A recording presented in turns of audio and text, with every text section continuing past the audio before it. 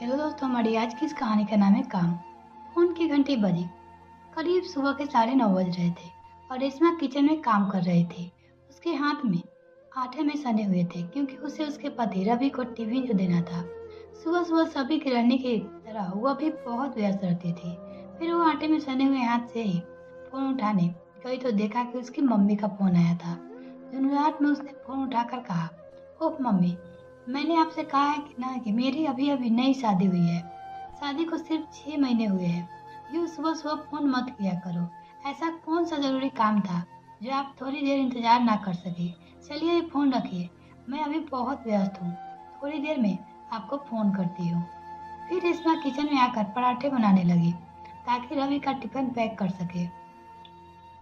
10 बजे करीब जब रवि ऑफिस के लिए निकल गया तब उसे एहसास हुआ कि आज उसने अपनी मम्मी से कितनी खराब तरीके से बात की है। उसे अंदर ही अंदर गिल्ट महसूस हो रही थी, लेकिन वो अभी क्या करती। मम्मी का रोज का यही काम था, इसलिए आज गुस्से में कुछ ज्यादा ही रूडली बात की।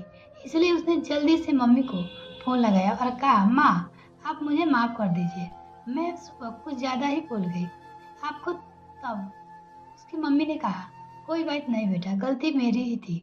अब माँ, प्लीज शर्मिंदा मत करो और बताओ फोन क्यों किया था। वो बेटा, तबीयत कुछ ठीक नहीं लग रही थी।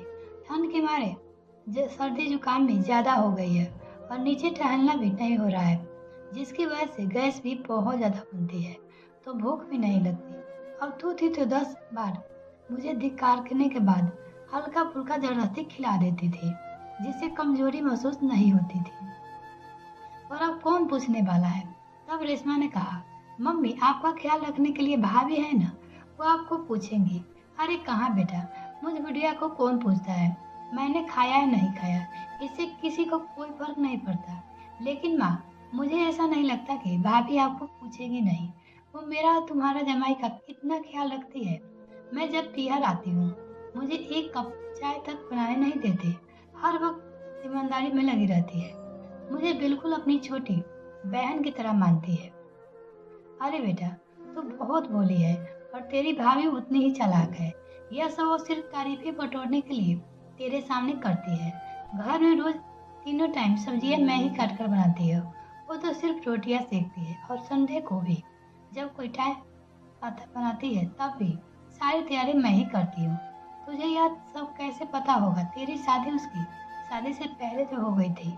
और रही बात गिफ्ट की, तो वो अपने मायके से मिली हुई सस्ते गिफ्ट तुमको पकड़ा देती है, जिससे तुम खुश हो जाती हो और अपने मायके वाले के लिए बढ़िया और महंगे गिफ्ट खरीद के लाती है। तुम जितना अपनी भाभी को भली समझती हो, ना ही वो उतना भली नहीं है। बेटा, वो मुझे दवाई देना हो या खाना पूछना हो, बस एक ही बार पूछती है, दिखावे के लिए। अगर वो सही ने मुझसे अपनी माँ जैसी मानती तो मुझे जबरदस्ती करके खिलाती। तुम्हें क्या लगता है शादी से पहले वो अपनी माँ को बार बार नहीं पूछती होगी? जो भी माँ, पर मुझे ऐसा नहीं लगता। मेरे साथ तो भाभी का व्यवहार बहुत अच्छा है और दुनिया भी जो देखती है उसी को सच मानती है। इसलिए भाभी को आप खराब बताएगी, वो भी तो कोई आप पर विश्वास नहीं करेगा। फिर भी अगर आप बोलती है तो ऐसा है तो इसमें गलती आपकी जरूर होगी, क्योंकि ताली कभी एक हाथ से नहीं बजती। अगर उन्होंने आपको माँ नहीं माना तो आपने भी अभी तक अपने उन्हें बेटी नहीं माना।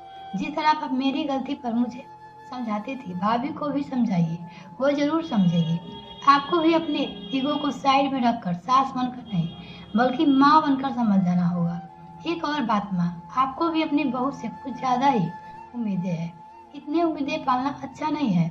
वैसे भी सबको अपने माता पिता ही अच्छे लगते हैं, सास ससुर कितने अच्छे लगते हैं। हर आदमी को आजादी पसंद है। आजकल तो ज्यादातर लड़कियां अपनी गृहस्थी अलग बसाना चाहती है। उन्हें सास ससुर कुछ भी बोलने चुपचाप घर में रहे तब भी बंदिशें लगती है और तारीफें बटोरने के लिए सही ननद ननद का मान सम्मान करती है। इतना ही काफी है, क्योंकि आजकल नंदे भी किसी को कहाँ पसंद रहती है। ननद घर आ रही है, काम बढ़ जाएगा, ये सुनकर नाक मुंह सिकोड़ने लगती है। गिफ्ट देना तो बहुत दूर की बात, खाना बनाकर रख देती है, एक बार ही पूछती तक नहीं। तुम तो किस्मत वाली हो माँ, तुम्हारी बहू एक बार तो पूछती है। इसलिए मैं तो कहूँगी कि आप अपनी बहू को बेटी बनाकर उसी से तालमेल बढ़ाओ, क्योंकि काम आपको वही आएगी।